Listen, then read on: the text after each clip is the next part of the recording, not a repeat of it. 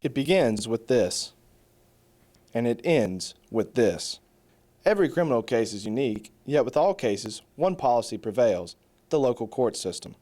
But if you're a student at Radford University, there's another criminal code to contend with, the three strikes policy. Based on a 2004 Virginia Study on Campus Safety report and instituted in 2005, the policy can be summarized as a system whereby students get 2 mulligans in terms of criminal violations, with a third strike resulting in suspension. In a court system, you're innocent until proven guilty is also the standard of beyond a reasonable doubt.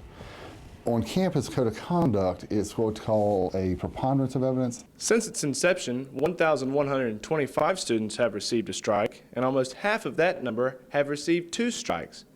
And according to RU's Judicial Affairs report, 191 students have been suspended since the fall of '05. By comparison, Virginia Tech operates under the same system, but with different results.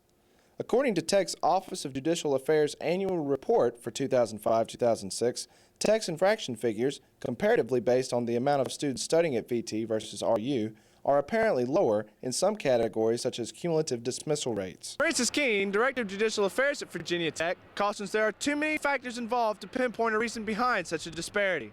And while an on-air interview failed to materialize, she did outline one possible theory in her most recent interview on the subject, stating, "There's some variation to the VT system, not based on individual consequences, but based on behavior. If you have been on deferred suspension and you come back through for another offense, suspension is very likely. The only time suspension may not happen is if lots of time has elapsed."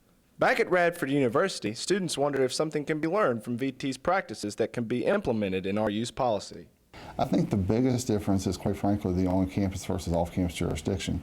I don't think Virginia Tech goes to the point of looking at the off-campus records. If they did, I would be quite certain their records would be similar, if not greater than ours. The three strikes policy continues to leave students with doubts while giving administrators confidence that the party is over. James Martin, NRV News.